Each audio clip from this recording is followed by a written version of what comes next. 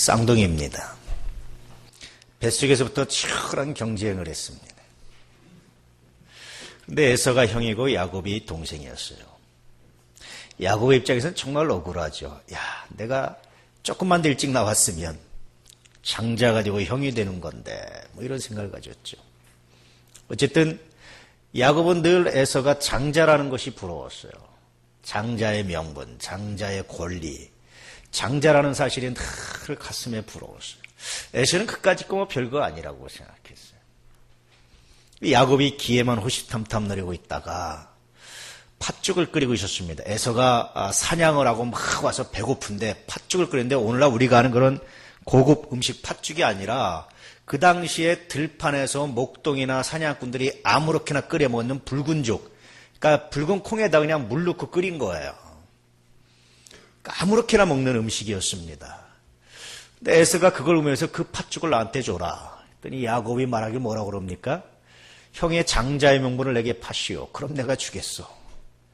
에서가 그래 그까짓 거 뭐 맹세하고 장자의 문을 넘깁니다. 그리고 떡과 팥죽을 줘서 그걸 먹고 마시고 아무런 생각 없이 나갔어요. 도대체 장자의 명분이 뭘까? 세상은 여러분 명분과 실리를 얘기하죠. 여러분은 만약에 명분과 실리를 택하라면 뭘 택하겠습니까? 야곱은 명분을 중요했고 에서는 실리를 중요한 거예요. 내가 지금 배고프니까 당장의 실리가 중요하지 명분 그따위가 뭐가 중요하냐 이런 생각을 했어요. 그런데 명분을 이렇게 사랑했던 야곱은 명분도 얻었고 역사를 통해서 실리도 얻었습니다. 근데 명분을 버리고 실리를 택했던 에서는 실리도 잃어버렸고 명분도 잃어버렸어요. 그래서 성소는 물론 둘 다 가지면 좋지만 세상에 둘 다 갖는 일은 거의 없거든요. 그래서 둘 중에 하나를 뭘 선택하라면 뭐를 택하라는 겁니까? 명분을 택하라는 거예요. 그 명분은 현재 당장 이익이 되지 않습니다. 야곱이 이렇게 형을 속이고 이렇게 명분을 취해서 장자의 명분을 취했다고 해서 아버지의 재산을 이어받지도 않았어요. 성경에 보니까. 특별히 실리가 아무것도 없었습니다. 그뿐이 아니라 오히려 목숨이 죽을 만큼 위협을 처하기도 하고 삼촌에게 속아서 21년 동안 노동력을 뺏기기도 하고 물론 나중에 하나님께서 거부가 되게 하셨지만 그래서 사실은 명분을 취해서 장자의 명분을 얻어서 야곱이 얻은 게 없습니다. 오히려 에서는 실리를 취해서 거부가 됐고 그 당시 족장이 됐고 에서족 속의 족장이 됐고 나중에 에서의 후손들이 에돔 왕국을 세우고 그렇게 됐어요. 근데 시간이 한참 흘러서 역사를 통해서 보니까 에서족 속은 존재하지 않습니다. 남아있지 않습니다. 지금 에서가 쌓았던 왕국도 흔적만 있을 뿐 남아있지 않습니다. 에서가 가졌던 실리 역시 남아있지 않습니다. 그런데 야곱 족속은 존재합니다. 뿐만 아니라 세계의 가장 탁월한 민족 중에 하나로 인정합니다. 세계 경제의 30%, 세계 부의 30% 정도를 야곱의 자손들이 갖고 있습니다. 역사가 증명해주고 있어요. 이렇게 보면 이 내가 명분을 택하고 실리가 아니라 명분을 택한다라는 것은 미래적입니다. 현실적이 아니라 미래적인 사람, 미래에 꿈이 있는 사람, 미래의 꿈을 향해서 나아가는 사람, 내가 미래에 뭔가 해보겠다라고 생각하는 사람만이 가질 수 있는 것이 명분이에요. 그래서 오늘 말씀의 메시지, 첫 번째 메시지는 뭐냐면 너 미래적이냐 현실적이냐. 현실적이 되면 현실도 잃어버리고 미래도 잃어버리지만 그러나 미래적이 되면 결국은 미래도 없고 현실도 없게 될 것이다. 이런 약속입니다. 다시 묻습니다. 여러분 명분과 실리 중에 무엇을 택하시렵니까? 여러분 아마 아시는 얘기일 텐데요. 조중훈 회장이 대한항공 혹은 한진그룹이라고 알고 있죠. 처음에 20대에 사업을 시작하는데 20대 초반부터 시작했더라고요. 그러니까 일제시대에 벌써 고등학교를 졸업한 다음에 일본 여행을 한 거예요. 참 대단한 사람이죠. 앞서가는 사람이죠. 그래서 일본을 돌아보고 나서 일본의 발전된 산업에서 이 사람이 눈이 뜨인 거예요. 나도 뭔가 해야 되겠다. 그래서 일제시대부터 사업을 시작을 20대 초반부터 한 거예요. 그러다가 6.25가 나고 그래서 다 뺏기고 자기 차 있던 거 운수업을 해서 트럭을 갖고 있었는데 다 뺏기고 그 당시에 다시 시작하고. 그래서 이 사람이 트럭을 하나 가지고 미군 부대에 들면서 쓰레기 치워주는 그런 사업을 했다는 거예요. 그리 운전하고 가다가 보니까 어떤 외국인 여성이 차가 고장나서 서 있어서 안절부절 못하더랍니다. 지금처럼 자동차 정비소가 많은 것도 아니고 전화 한 통 딱 하면 보험에 있어서 쫙 달려가가지고 견인해주는 시대도 아니잖아요. 그러니까 이분이 내려서 1시간 반 동안 차를 고쳐주니까 외국인 여성이 큰 돈을 내면서 고맙습니다. 받아주십시오. 아닙니다. 대한민국에서는 이 정도 해주고 돈 받지 않습니다. 그러니까 그럼 주소라도 알려주세요. 그래서 겨우 이제 주소는 알려주고 갔어요. 그랬더니 좀 있다가 미국인 남성과 이분이 온 거예요. 알고 봤더니 미8군 사령관이었어요. 사령관 부인이었고. 그래서 다시 돈을 주면서 내가 당신께 감사의 사를 하고 싶습니다. 내 아내에게 해준 것을. 아니 나는 명분 없는 돈은 받지 않습니다. 그럼 내가 뭘 했으면 좋겠습니다. 이왕 날 도와주려면 명분 있게 도와주시오. 뭘 도와주면 되겠소? 미군에서 폐차하는 차량 그 판매할 때 내가 참여할 수 있도록 입찰에 참여할 수 있도록 나를 도와주시오. 특권을 달라는 얘기도 아니고요. 불법도 아니고 당신의 허락한 권위 내에서 범위 내에서 당신의 권한 내에서 나를 도와주시오. 싫어할 리가 없잖아요. 오케이 했어요. 그래서 그 차를 받아가지고 사업을 시작해서 오늘날 대한항공이 이루어지고 한진그룹이 이루어지는 거예요. 물론 월남전 때도 참여해서 굉장히 역사를 일으켰고요. 대한항공을 인수할 때도 박정희 대통령이 인수하라는데 모든 직원들이 반대했다는 거예요. 그거 인수해서 의미가 없습니다. 그때도 조정훈 회장이 당장의 실리가 아니라 명분을 택한 거예요. 세상에 이런 사람 너무나 많습니다. 큰 부자는 한울이 낸단 말이 뭔지 아십니까? 큰 부자는 우연히 한울에서 생겨서 낸 것이 아니라 큰 부자는 실리와 명분 중에 명분을 택할 줄 아는 사람이 큰 부자가 되는 거예요. 그러니 큰 부자가 되기 위해서는 당장의 실리가 아니라 명분의 중요성을 아는 사람, 현실이 아니라 미래의 가치를 아는 사람, 이런 지혜를 가진 사람이 큰 부자가 되고 성공하고 CEO가 되고 세상의 지도자가 되고 중심이 된다라고 말씀하고 있는 거예요. 오늘 하나님께서 이 야곱을 통해서 에서와 야곱의 비교를 통해서 실리가 아니라 명분을 에서가 아무렇지도 않게 여겼던 현실적인 아무 이익도 없었던 그렇다고 장자의 명분을 팔았다고 아버지의 재산을 뺏기지도 않았던 이런 에서가 실리를 택했다면 야곱은 명분을 택했는데 이 역사를 통해서 하나님께서 우리에게 말씀하시는 것은 하나님의 자녀들을 세상의 그리스도인들을 세상의 주인공으로 삼고 싶은 하나님의 마음이 열정이 녹아져 있는 겁니다. 이게 오늘 말씀의 두 번째 메시지예요. 성경은요, 하나님께서 하나님의 자녀들을 통해서 세상을 움직이길 원하세요. 하나님의 자녀들 통해서 세상을 통치하기 원하십니다. 하나님의 자녀를 통해서 고난받고 고통당하는 이웃들이 도움받기 원하십니다. 하나님의 자녀들을 통해서 어려운 사람들이 도움받기를 원합니다. 하나님의 자녀들을 통해서 싸움이 있는 곳에 평화가 있기를 원합니다. 하나님의 자녀들을 통해서 이 위대한 일을 하나님께서 하시길 원하시는 거예요. 하나님의 자녀들이 안 보였을 때 부득불 다른 사람을 통해서 하시는데 그나마 자격을 갖춘 사람을 통해서 하시는데 하나님의 마음을 이해하시길 축복합니다. 하나님, 우리를, 하나님의 자녀들을 세상의 주인공으로 삼으시고 고통당하는 곳에 보내는 하나님의 대사로 삼으시고 싸움 있는 곳에 평화의 도구로 삼으시고 고통당해서 먹거리가 없어서 고통당하는 사람들에게 도움의 숫길이 되게 하시려고 우리에게 말씀하신 것이 있는데 너 실리가 아니라 명분을 택해라.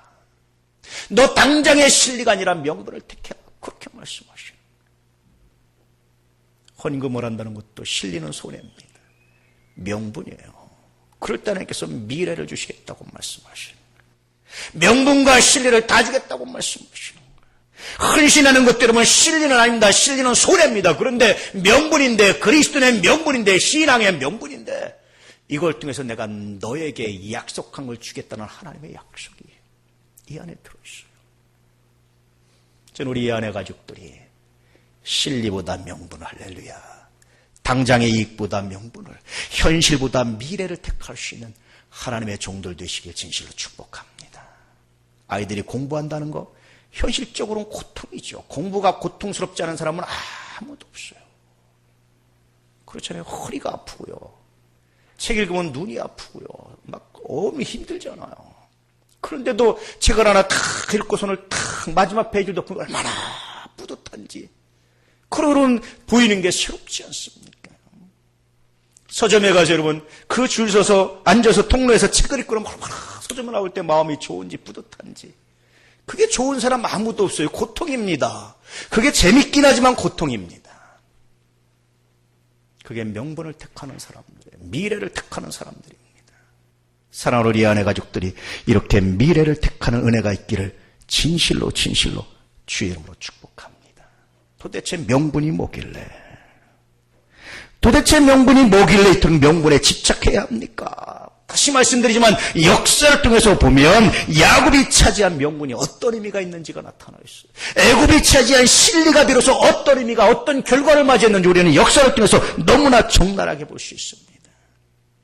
살아계신 하나님이 느껴지지 않습니까? 역사를 주관하신 하나님이 느껴지지 않습니까? 그분의 살아계심이 느껴지지 않습니까? 그분의 역사하심이 느껴지지 않습니까? 그분의 손길이 느껴지지 않습니까?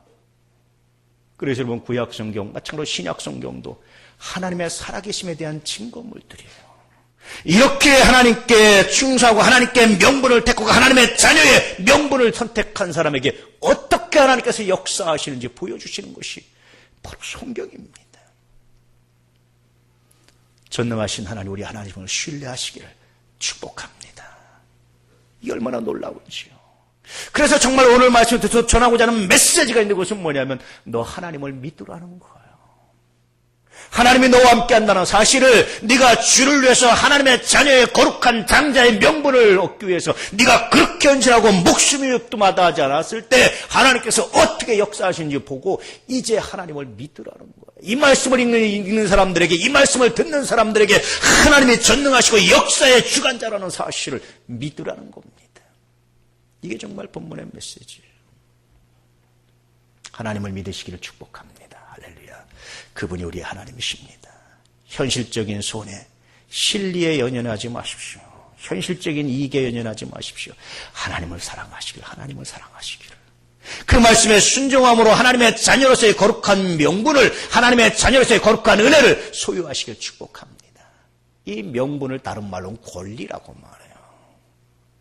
그런데 권리긴 권리인데 현실적인 이익이 없는 권리예요. 현실적으로 아무것도 가져주지 못하는 권리예요. 현실적으로 아무런 이익도 내게 만들어내지 못하는 권리입니다. 그런데 그 권리를 위해서 목숨을 바쳤던 사람이 야곱이었고 하나님은 그 믿음대로 그 목숨을 바친 것들을 보고 주셔서 야곱 족속이 오늘날, 이스라엘 족속이 오늘날, 유다 족속이 오늘날 얼마나 멋들어진 사람들이 되었는지를 증거하시고 있는 거예요.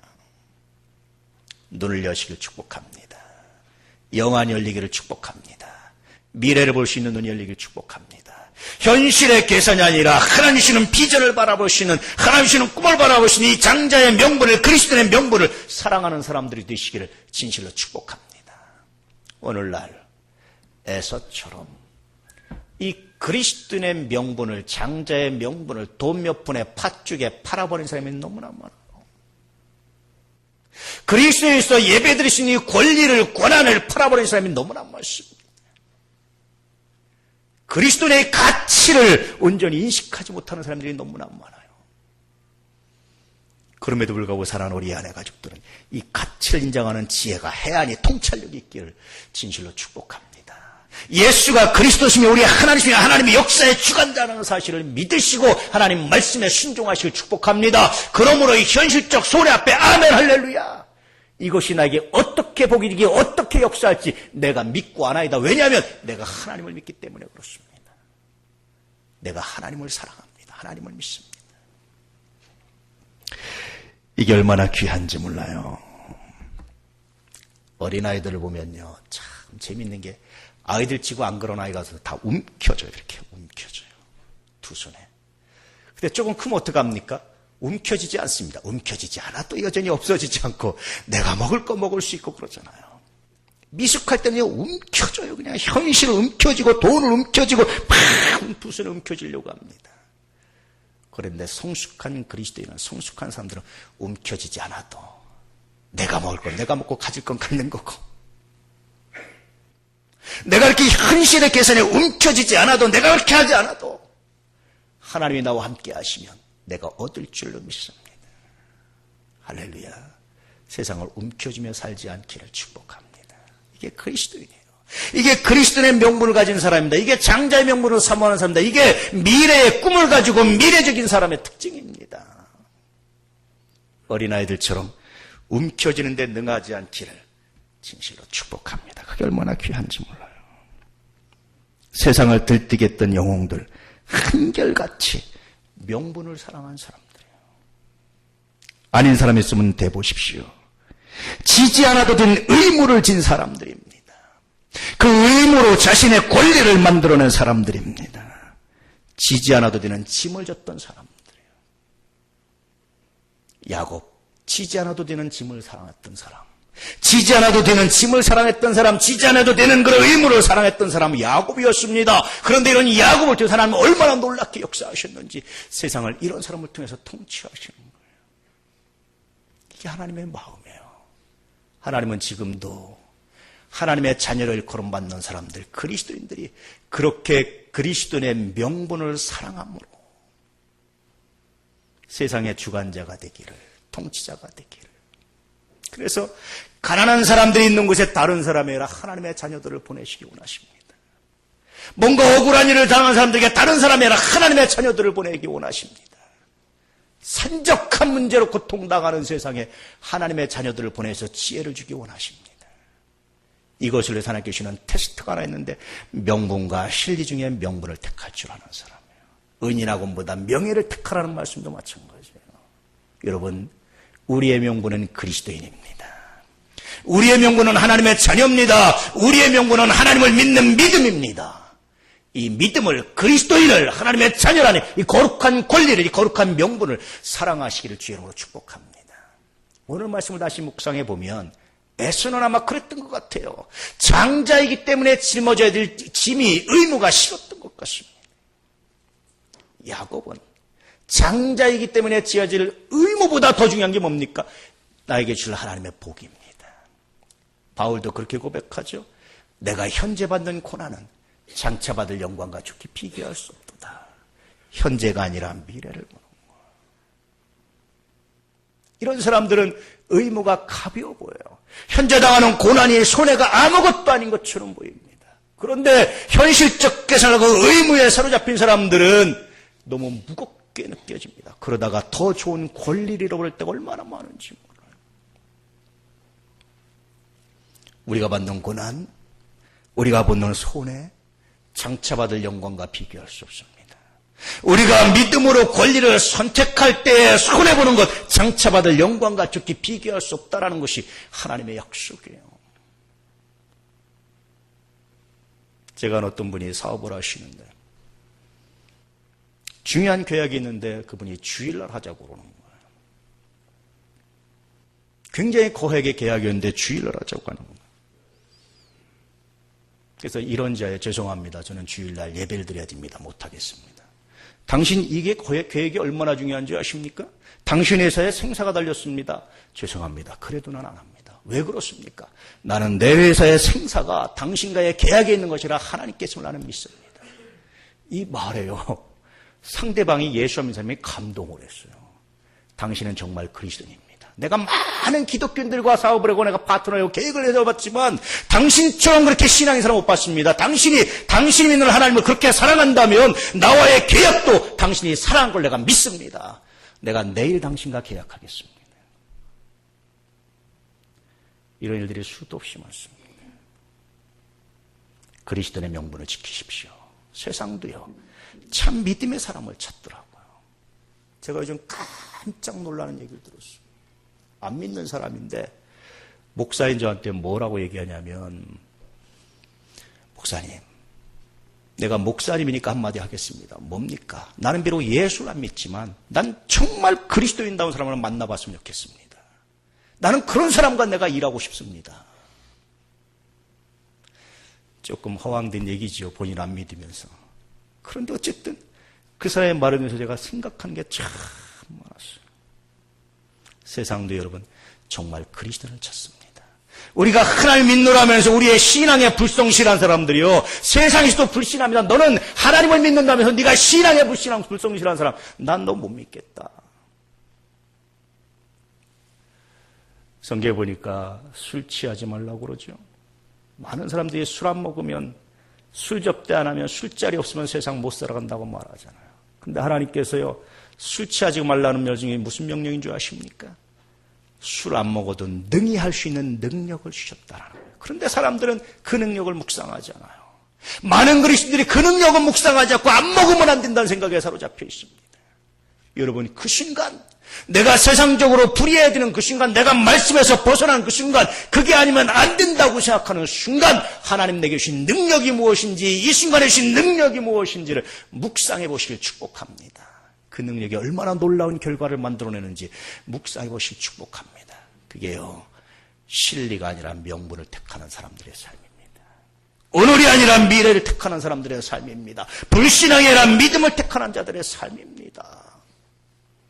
하나님은 감당치 못할 시험을 주시는 법이 없다라고 말씀하세요. 할렐루야. 다시 부탁드립니다. 예수 믿으십시오. 하나님을 믿으십시오. 내 삶에 통치하신 하나님을 믿으십시오. 역사를 통해서 우리의 믿음의 결과를 만들어내신 하나님을 믿으십시오. 그분은 그냥 존재론적인, 그냥 관념론적인, 그냥 추상적인 신이 아니라 역사를 주장하시는 분입니다. 성경의 역사가 말해주고 있잖아요. 이스라엘의 역사가 말해주고 있잖아요. 많은 그리스도의 역사가 말해주고 있지 않습니까? 이 역사의 주인공이 되시기를, 이 역사의 간증자가 되시기를, 하나님의 역사의 주인공이 되시기를 진실로 축복합니다. 그래서 저는 예수 믿는 게 좋아요. 예수 믿는 사람들이 살아가는 삶이 기대가 됩니다. 지금 당하는 고난이, 지금 당하는 고통이, 지금 당하는 실패가 얼마나 의미가 있는지 제 눈엔 보입니다.